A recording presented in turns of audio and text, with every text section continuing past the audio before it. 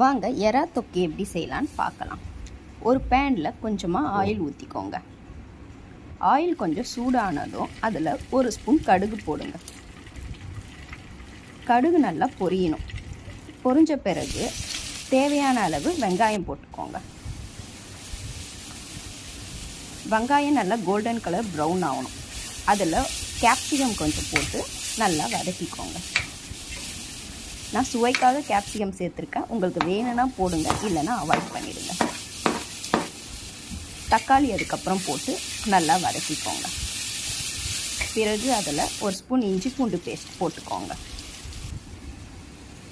கொஞ்சம் கல்லுப்பு போட்டு வேக வச்ச காலிஃப்ளவர் கொஞ்சம்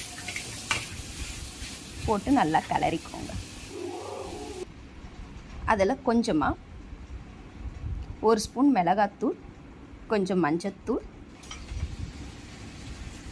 போட்டு கொஞ்சம் தண்ணி ஊற்றி ஒரு கிளறி விட்டுருங்க. கொஞ்ச நேரம் அது நல்லா ஒரு கொதி வரட்டும். கொதி வந்ததும் எறா எடுத்து அதில் போட்டுக்கோங்க.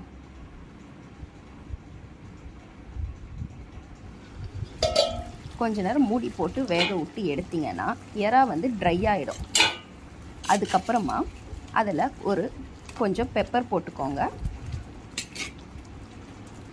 அப்புறமா கருவேப்பிலை, கொத்தமல்லி, புதினா மேலே ஃப்ளேவருக்காக போட்டு நீங்கள் எடுத்து சர்வ் பண்ணிங்கன்னா சுவையான எறா தொக்கு ரெடி.